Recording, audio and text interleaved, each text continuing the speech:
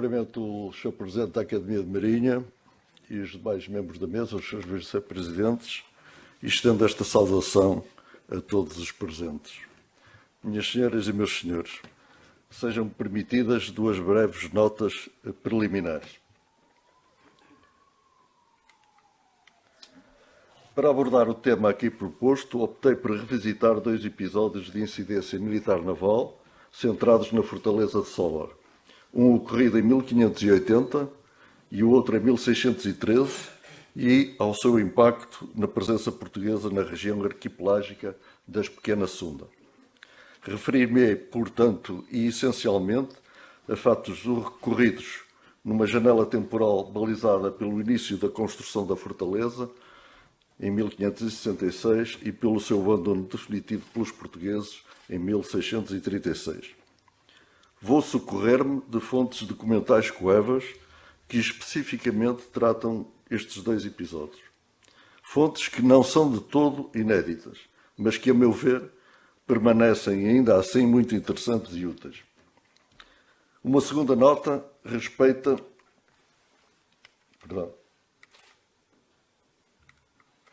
Uma segunda nota respeita a abrangência da expressão Ilhas de Sólar aqui utilizada. Ali naquela região. Quando nesta comunicação falo de Ilhas de Sólar, refiro-me ao conjunto das ilhas de Sólar propriamente dita, a Donara e Lembata e à parte oriental da Ilha das Flores. Mas, seguindo uma conceptualização geográfico-funcional integradora avançada por Leonardo Andaia, incluo também na designação o espaço marítimo em que estas ilhas se situam e as ligações entre os grupos populacionais que as habitavam.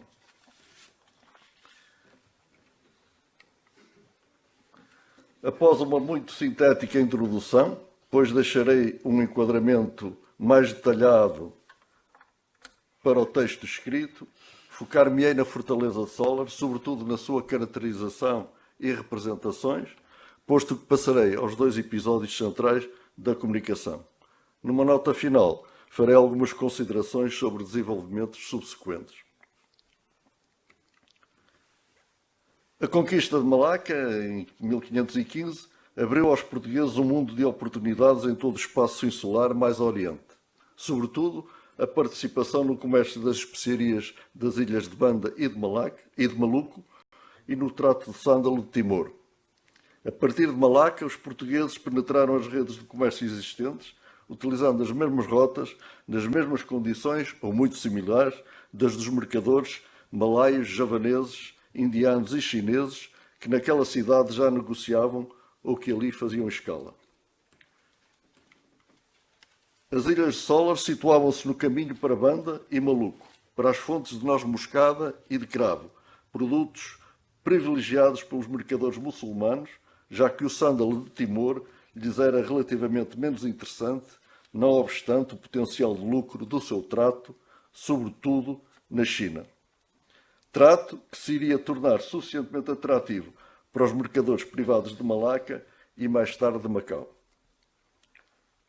Ao longo dessa rota, nas suas frequentes viagens a Banda e Maluco, os mercadores muçulmanos tinham levado consigo o Islão. A partir de Maluco, a influência islâmica irradiaria para outras regiões da Ásia Marítima Oriental, concentrando-se em determinados núcleos com maior desenvolvimento, como em Macassar, nas Celebes. Seria a partir desses núcleos de influência islâmica, nas Molucas, Celebes e Java, que partiriam as principais ameaças regionais à presença portuguesa em Sólar e, mais tarde, em Timor. Nas ilhas de Maluco, os sultanatos de Ternate e Tidor disputavam entre si a hegemonia política nessa região e buscavam, muitas vezes através de alianças ou pela intervenção e emprego de força militar, a imposição, ainda que difusa, do controlo político e supremacia mercantil na parte oriental do arquipélago malaio-indonésio.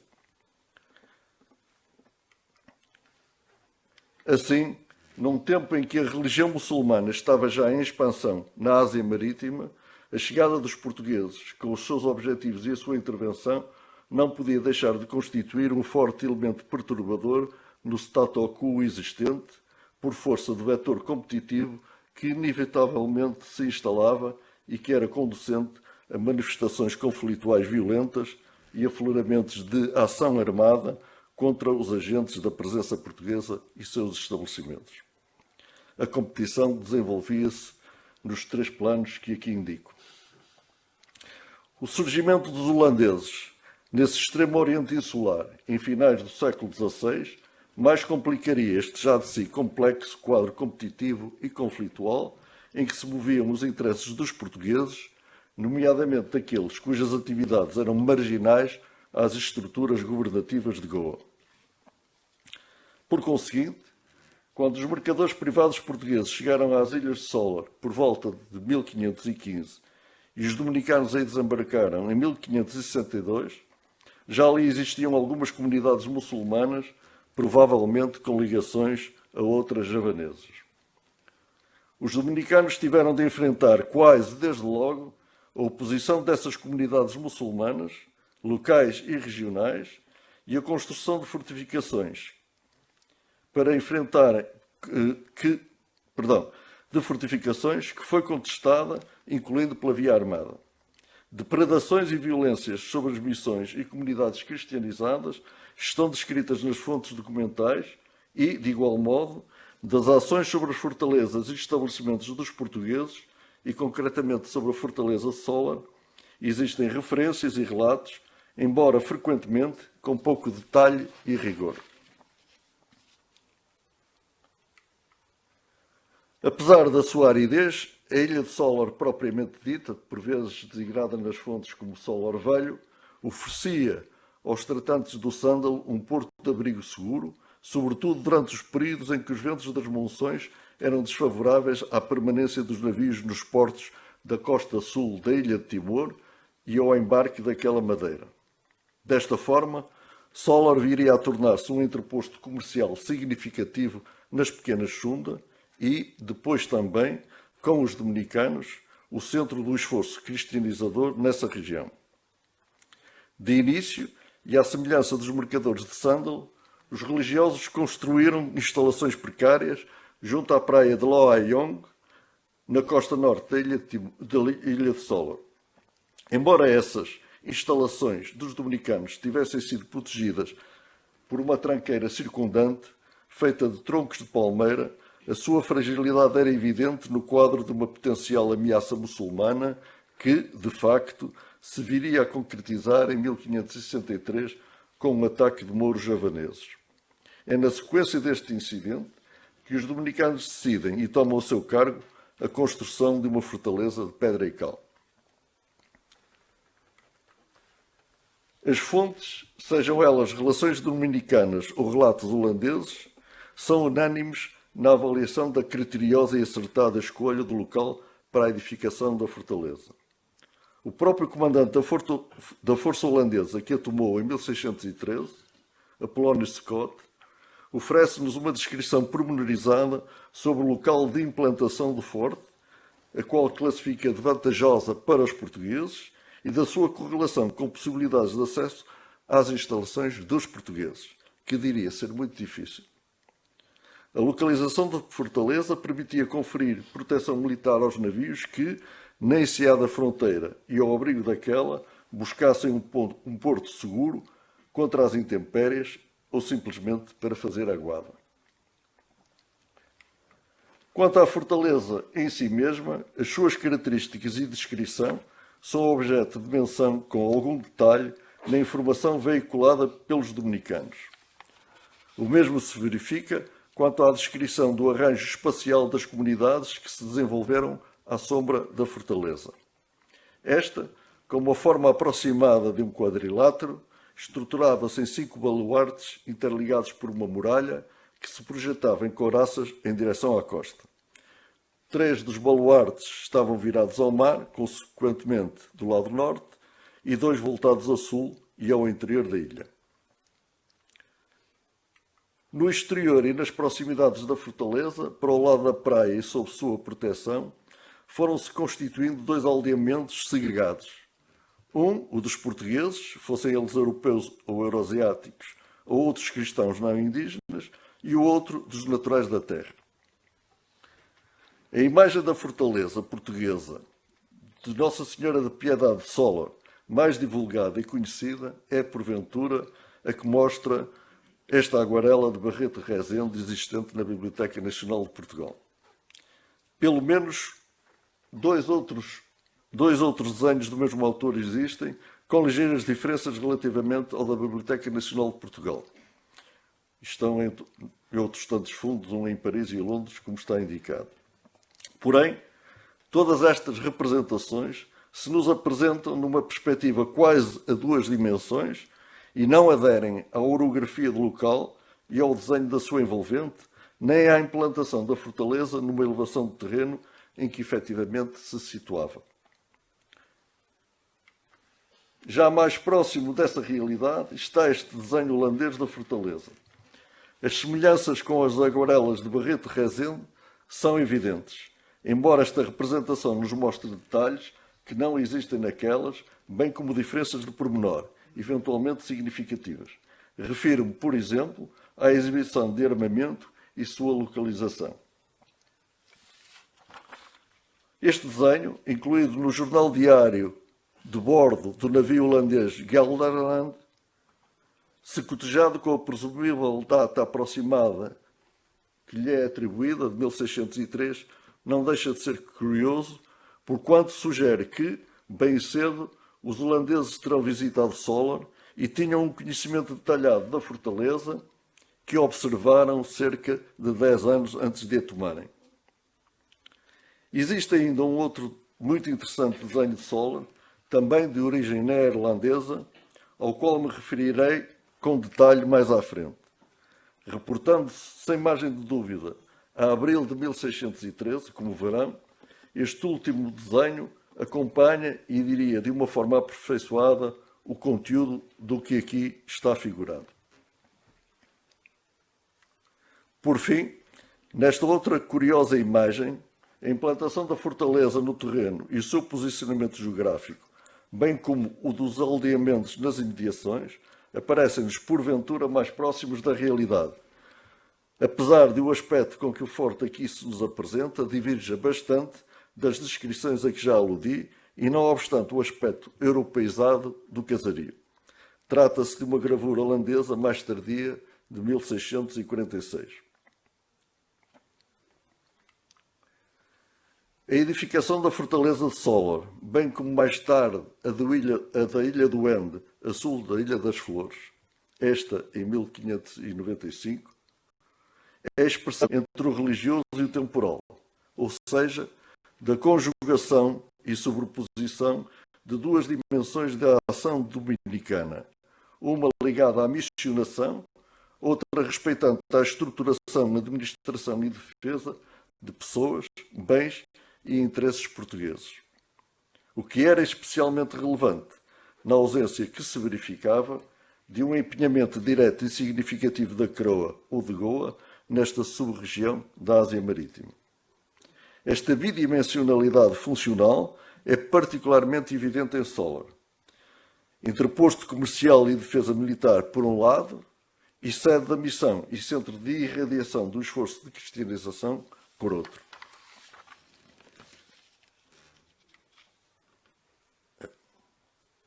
A partir de 1585, a coroa passou a assumir a responsabilidade pela escolha e nomeação dos capitães da fortaleza de Solar, diretamente ou por intermédio do Estado da Índia, cuja designação era até aí prerrogativa dos dominicanos. Porém, as dificuldades ou o relativo desinteresse na sustentação dos estabelecimentos portugueses nas ilhas de Solar manter-se-ia, mesmo após a nomeação de António Villegas para o cargo de capitão da fortaleza de Solar. De facto, o auxílio prestado à fortaleza e aos portugueses em Solar foi sempre escasso, intermitente e pontual, marginal da rota e do comércio das Molucas. A leitura das fontes permite-nos observar que a resolução de ocorrências e situações de instabilidade e conflito em Solar, no período em consideração, se terá ficado a dever quase sempre ao acaso ou a dificuldades supervenientes nas navegações para as Molucas. Tal foi o que aconteceu em 1563, logo após a chegada dos dominicanos, o ataque dos javaneses à tranqueira de Sola. Em 1580, no episódio a que de seguida me vou referir. Em 1598, quando da dita revolta dos lamaqueiros contra a autoridade portuguesa investida no capitão de Sola, António Andrea. Ou em 1601-602, na defesa das fortalezas e estabelecimentos de Sola e do Ende, a quando de uma expedição naval macaçar. Em todos estes episódios, o resultado favorável aos portugueses terá ficado, de algum modo, a dever-se a um inesperado surgimento e apoio de navios em rota para ou das Molucas. O episódio ocorrido no ano de 1580, e tendo por figura central Luís Monteiro Coutinho, é disso demonstrativo. Tendo partido para a Índia em 1548, Luís Monteiro Coutinho viria a distinguir-se em diversas expedições e funções, designadamente em navios empenhados na defesa e controle dos mares dos Estreitos de Singapura, onde aliás foi capitão-mor do mar, e de Malaca. A sua ação em apoio e socorro dos portugueses de Sola e as circunstâncias que a viabilizaram encontram-se descritas neste texto manuscrito de Manuel Godinho de Herédia, acompanhadas de dois desenhos. As crónicas dominicanas são, em geral, omissas quanto a este episódio específico. Mas o que então se passou em Sola, e está descrito por Herédia, é substancialmente corroborado em carta do vigário das Cristandades de Sola, Frei Amador da Vitória, datada de 24 de abril de 1581, e que Herédia também transcreve. A periclitante posição dos portugueses nas Molucas, desde 1560, sobretudo no seguimento do assassinato do sultão de Ternate em 1570, determinar a necessidade do reforço militar na região, designadamente em meios navais. Foi nesse quadro e com esse racional que o capitão-mor do mar de Malaca, uma galé com 80 soldados de socorro, comandada por Luís Monteiro Coutinho, que ali deveria assumir o cargo de capitão-mor do mar, e uma galeota comandada pelo seu irmão Domingos Monteiro Coutinho. Viajando os navios em companhia desde Malaca, o trânsito para Amboino não foi muito afortunado para a galé de Luís Monteiro Coutinho. A norte da Ilha das Flores, os navios ter-se-ão separado, porventura por força de condições meteorológicas adversas. E, como ao tempo, a galé de Luís Monteiro Coutinho terá acabado por abater para a entrada do estreito entre a Ilha das Flores e a Ilha da Donara, o chamado Boqueirão de Larantuca. Aproximando-se demasiado da terra, encalhou e perdeu-se nos baixos que existem nas proximidades e a sueste do Cabo das Flores, embora sem perda de vidas nem de armamento, tendo-lhes sido possível passar para a terra a salvo.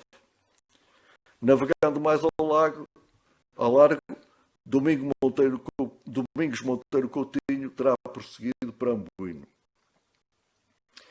Penso não existirem dúvidas quanto ao local aproximado de forma de navegar com segurança nestes estreitos, viriam a ser objeto de referências específicas em roteiros quinhentistas, as quais credibilizam na possibilidade de uma ocorrência como a da galé de Luís Monteiro Coutinho, pelo menos nos termos em que é mencionado por Herédia.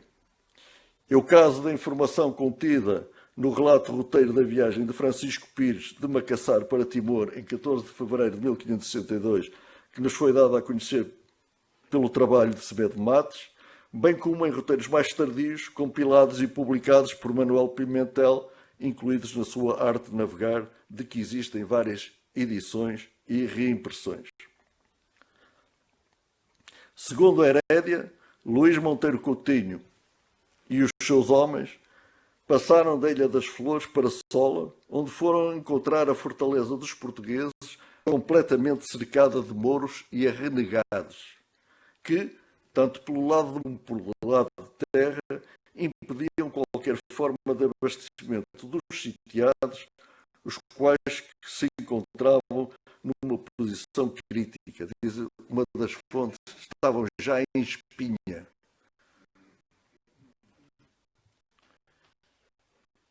Coincidindo, Frei Amador da Vitória completa e amplia um pouco a informação relativa ao dispositivo de cerco e à origem dos sitiantes. Os naturais das Ilhas Solar, que tinham abjurado a fé cristã, essencialmente em posições em terra, e os naturais das Ilhas de Maluco, em 6 coracoras, fechavam o cerco do lado do mar. O manuscrito não nos revela qualquer pormenor sobre como e com que meios Monteiro Coutinho e os seus homens se deslocaram do local do naufrágio, na Ilha das Flores, para as proximidades de Loaiong e do seu forte, na Ilha de Sola. Podemos conjecturar que o terão feito diretamente num ou mais bateios da galé, que eventualmente se terão salvo do encalhe naufrágio, ou então que o fizeram em embarcação cedida pelas comunidades luso-asiáticas cristãs de Larantuca. Em qualquer destes casos, subsistiria a dificuldade de conhecer onde terão desembarcado na Ilha de Sola, sem que tivesse ocorrido um contacto e um confronto, logo, evidentemente, direto com as coracoras dos homens de Maluco. Fica-nos essa dúvida, tanto mais que este desenho da Herédia mais não será do que a representação figurativa, num único quadro simbólico, de vários e distintos momentos conducentes ao episódio central da intervenção de Monteiro Coutinho em defesa da fortaleza de Sola. O naufrágio, o desembarque na praia, eventualmente na de Loaiong, ou nas suas proximidades, o reagrupamento e marcha até às proximidades da fortaleza cercada. Da intervenção desta força, da derrota e aniquilação completa dos sitiantes, da consequente resolução favorável da situação aflitiva em que se encontravam todos aqueles que se tinham recolhido à proteção da fortaleza e das presas concretizadas, as 6 coracoras de Maluco, nos dá também nota o manuscrito de Herédia. Luís Monteiro Coutinho explora os resultados vitoriosos da ação em Loaiong, no rescaldo e seguimento da qual se dirige com a sua força para a povoação costeira de Lamaqueira, onde os naturais mouros estavam fortificados e davam guarida a gentes de Maluco. A fortificação dos mouros foi escalada, tomada pelas armas e completamente arrasada, com a morte generalizada de lamaqueres e malucos. Como sucesso adicional, terão sido apreendidas 6 peças grossas de artilharia e muitas armas, bem como mais de 30 embarcações pequenas e 3 coracoras grandes. Herédia refere que Monteiro Coutinho regressou à fortaleza e durante os 4 meses seguintes, correndo a costa da Armada, nas palavras de Frei Amador da Vitória, empenhou-se numa certa estabilização da zona, tanto pela força como pela via negocial. Nada ficamos a saber quanto ao momento da data da partida de Sola e do meio de regresso de Luís Monteiro Coutinho. Como também não sabemos se o regresso foi planeado e preparado ou se foi concretizado em momento de ocasional oportunidade. E, nesse caso, apenas podemos especular com a possibilidade de ter sido feita num navio em trânsito das Ilhas Molucas para Malaca, que eventualmente tenha passado em Sola. Passado pouco mais de 15 anos sobre os acontecimentos em Sola, relatados por Herédia, os holandeses navegavam pela primeira vez em águas do arquipélago malaio-indonésio. Em 1596, uma armada de 4 navios aportou a Bantam, no extremo oeste de Java. Apesar de não ter ido mais além, de apenas um dos navios ter regressado e da limitada carga de especiarias adquirida em Java, esta primeira viagem proporcionou às companhias neerlandesas informação valiosa sobre as potencialidades e condicionantes. Em 1602, sairiam dos Países Baixos rumo ao Oriente 65 navios de diversas companhias e armadas por câmaras de comércio holandesas, diferentes câmaras de comércio holandesas. Em 1602, precisamente em 20 de março, foi criada a Companhia Holandesa Unida das Índias Orientais, VOC no acrónimo de origem. O seu alvará inclui a autoridade para conduzir ações militares, embora defensivas, negociar tratados de paz e alianças em nome dos Estados-Gerais dos Países Baixos, construir fortalezas e recrutar o necessário pessoal civil e militar. Inicialmente, já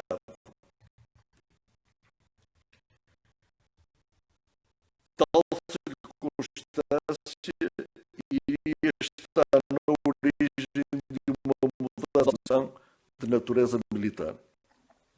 Assim, logo a esquadra seguinte, que a VOC enviou para o Oriente, em dezembro de 1603, levava claras instruções para conduzir uma ação militar ofensiva, designadamente para tentar tomar Malaca e expulsar os portugueses e os espanhóis das Molucas. E, de facto, em 1605, o forte português de Amboina caiu nas mãos dos portugueses de Tidor. No período de 1610 a 1620, verificar-se-ia um incremento no quantitativo de navios holandeses, tanto dos saídos da Europa como dos que no Oriente permaneciam.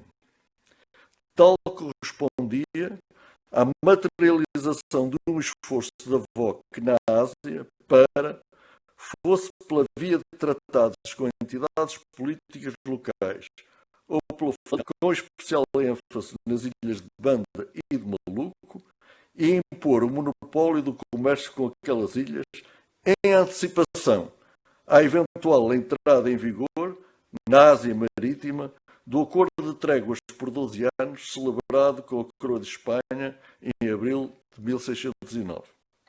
Ou mesmo à margem desse Oriente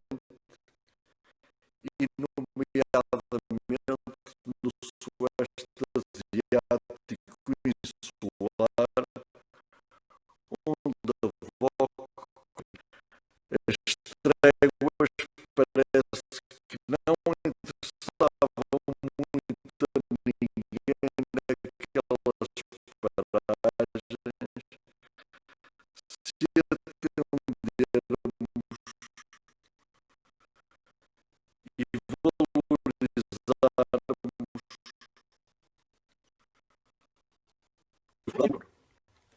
o controle do comércio do sândalo e a aquisição de pontos-chave para a sua ancoragem assim o determinavam.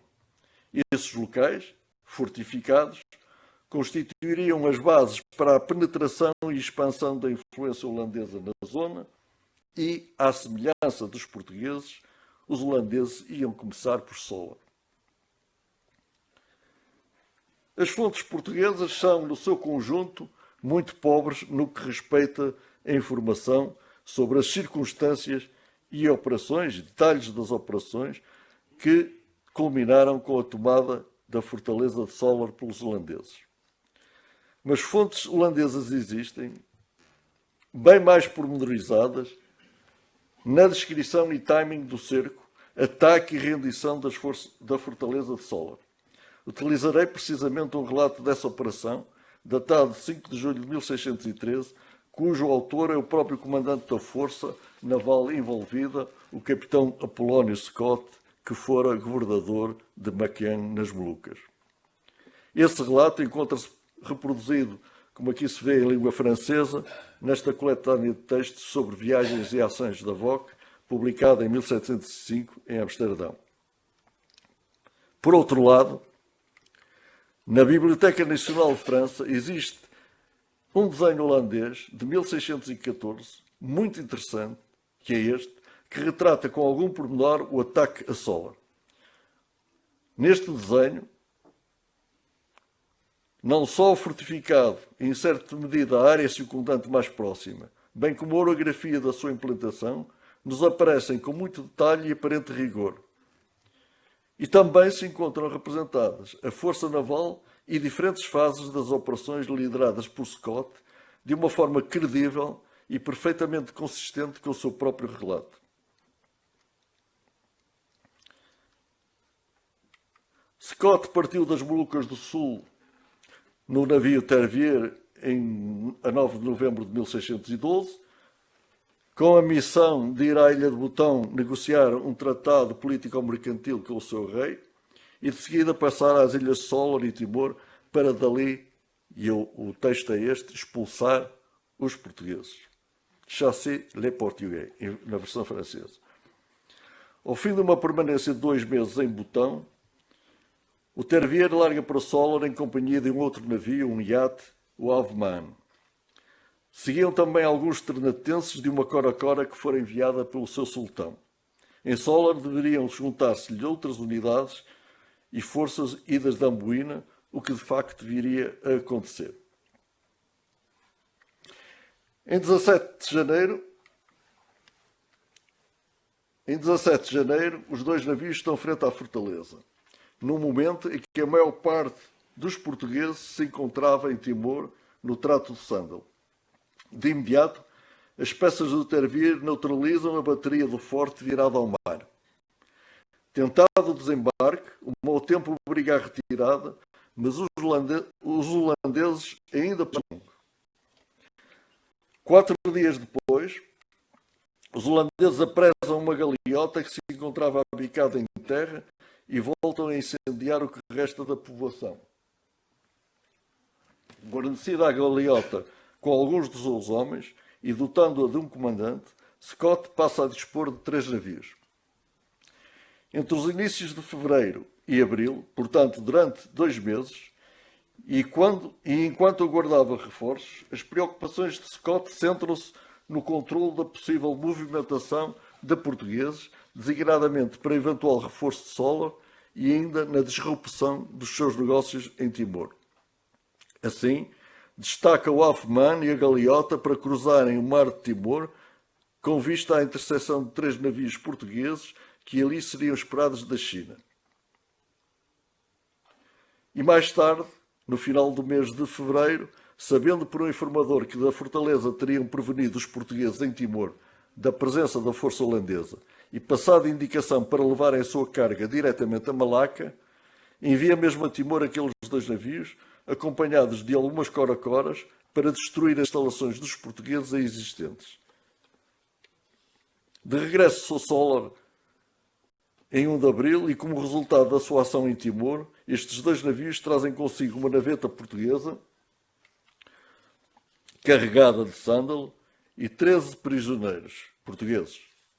Em Timor tinham queimado uma galeota portuguesa, cuja guarnição fugira para a terra. Entretanto, chegara de Amboino um junco ou sampana com 25 soldados de reforço e munições.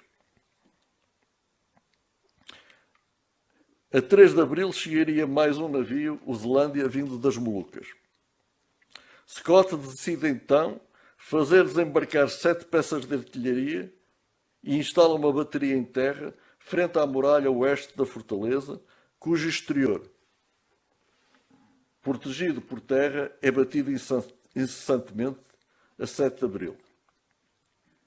2 dias depois, os holandeses reforçam a sua bateria com mais peças e neutralizam o baluarte da fortaleza que, no dizer de Scott, os incomodava bastante. Alguns dias mais tarde, a 18 de abril, chega o navio Patani de Amboina. Na sua configuração final, a força naval ao dispor da Polónia Scott passa a incorporar 5 navios e um número indeterminado de embarcações menores. Sem mais delongas, uma mais fácil aceitação da rendição. A possibilidade de saírem de Solar para Malaca em liberdade plena, com metade dos seus bens, armamento e munições. A 20 de abril, a fortaleza capitula e os portugueses começam a abandoná-la e a deixar Loeong.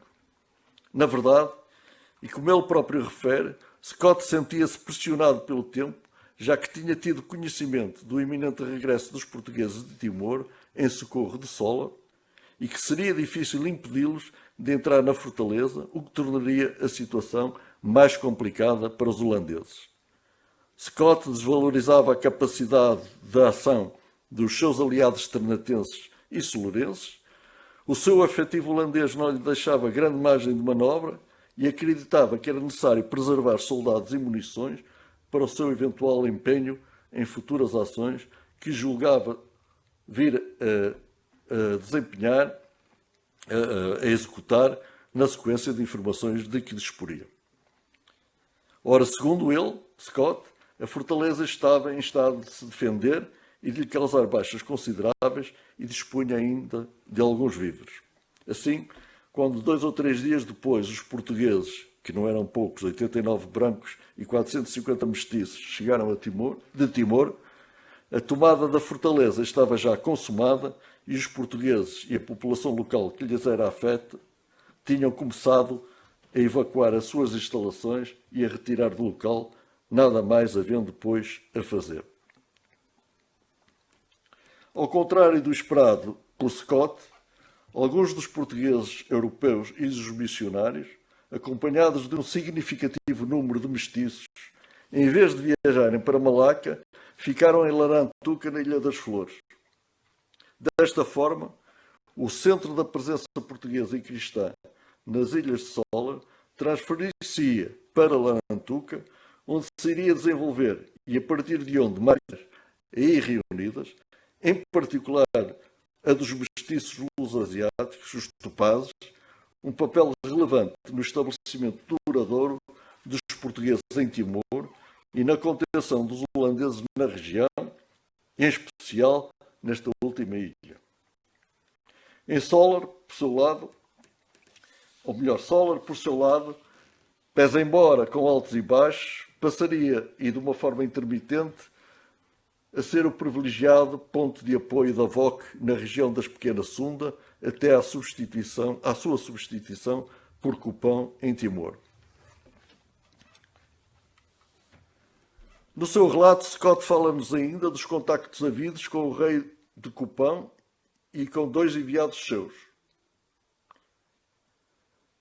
do convite que lhe teria sido feito para ali construir um forte, da oferta daquele rei para se fazer questão, acompanhado dos seus súbitos, como igualmente já fizera aos portugueses, e dada com a habilidade do local, Cupão, para centro de comércio na costa de Timor, como também o projetavam os portugueses. De igual modo, Scott informa-nos da visita ao rei do Amunabão, rico em sândalo, do seu pedido para celebrar um tratado com os holandeses. É também no mesmo quadro exploratório do que os holandeses poderiam fazer em Timor que se insere a viagem do próprio Scott a esta ilha. Com efeito, no dia 26 de maio, após a maior parte dos portugueses terem sido Solar, vai a Timor com 3 navios para negociar com os reis da costa norte desta ilha, concretamente de Mena e de Assam, onde propõe, designadamente em Mena, uma aliança envolvendo também os sultões de Ternate e de Botão e as chefias solorenses. Também oferece para construir e propõe a construção de um forte nas terras de Mena. O rei terá concordado com as propostas de Scott e prometido carregar o iate holandês com sândalo. Do mesmo modo, Scott teria obtido promessa de que todo o sândalo produzido nas terras do reino de Assam seria vendido aos holandeses. Sublinho o relevo que, no seu relato, Scott dá a estes contactos e ao comércio do sândalo, tanto em termos do inerente potencial de lucro, como no plano das perspectivas que o mesmo poderia oferecer à VOC, caso pudesse controlar. Designadamente, no que respeita ao comércio com a China. Partindo da informação quanto ao volume de comércio realizado na região de Mena por mercadores portugueses e de outras origens, nomeadamente chineses, Scott opina de uma forma clara que a apropriação do trato do sândalo dos portugueses e a sua interdição aos chineses abriria aos holandeses o comércio com a China. A tomada da fortaleza de Soller materializou no concreto o início da disputa entre os interesses mercantis e políticos de holandeses e portugueses na região das ilhas de Soller e Timor e da permanente oposição da VOC à presença e influência portuguesas. Oposição que perduraria com diversos cambiantes e resultados até ao século XIX. Porém, a opinião de Scott e os holandeses não era unânime no seio da VOC, tendo sofrido flutuações significativas nas décadas que seguiram à tomada da fortaleza, que entretanto tinha sido resignada por Forte Henricus.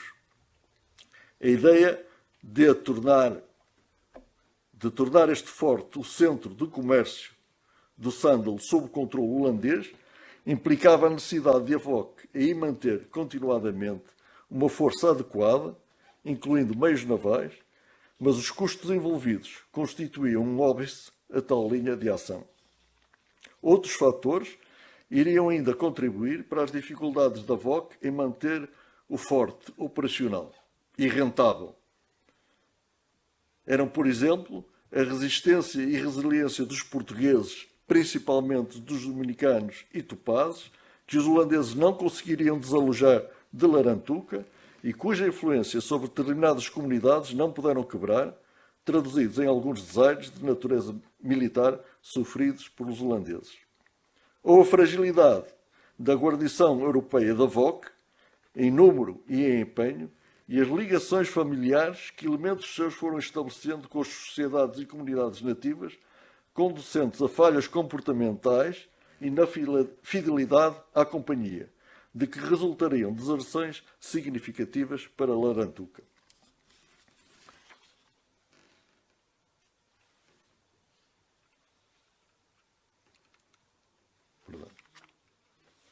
Como consequência, até 1646, o controle da fortaleza de Soller, ou de Forte Henricus, pelos holandeses, iria ser intermitente. Controle efetivo de 1613 a 1615 e de 1618 a 1629 e nominal de 1636 a 1646, pois os holandeses deixariam o forte desocupado durante estes 10 anos. Os períodos de abandono temporário de Forte Henricus pelos holandeses constituíram-se em oportunidade para os portugueses retornarem a Soller, o que efetivamente os dominicanos tentaram em 1617, mas sem sucesso, face à oposição das comunidades solorenses aliadas dos holandeses. E novamente, após 1630, desta feita com êxito e com a reconstrução e reforço do equipamento e defesa da fortaleza, concretizados entre 1632 e 1633, com apoios conseguidos em Malaca e Macau. Em 1636, perante nova ofensiva holandesa, e embora esta não tenha sido de monta, a guarnição portuguesa, que era ridícula, 25 ou 26 mestiços, abandonou definitivamente a fortificação, levando consigo o armamento para Larantuca. Em 1646, quando os holandeses reocuparam o Forte Henricus, já o epicentro da confrontação de interesses e de conflito se tinha deslocado para Timor, onde os portugueses, dominicanos e tupazes, designadamente a pretexto de conterem ameaças islâmicas provindas das Celebes, concretamente de Macassar, sobretudo de Macassar, ou em reação à sua materialização efetiva, desenvolveram campanhas militares e de evangelização. Como em 1641, nos reinos de Mena, Lifau e Monabão, ou em 1642, quando quebraram a ascendência, numa intervenção militar, quebraram a ascendência político-ritual exercida por determinadas entidades sobre reinos de algumas regiões de Timor, como no Servião e Beal, o que, de algum modo, prejudicava os objetivos dos portugueses, essa ascendência político-ritual, naturalmente. Seria no quadro desta movimentação para e em Timor que também em 1646 os dominicanos iriam iniciar a construção de uma fortaleza na Baía e Reino de Cupão, no extremo ocidental de Timor. A tomada desta fortaleza ou tranqueira, ainda por concluir, pelos holandeses, em 1653, a sua transformação em quartel-general da VOC na região iria editar, a partir daí, também o afastamento dos interesses holandeses em Sola. Muito obrigado pela vossa atenção.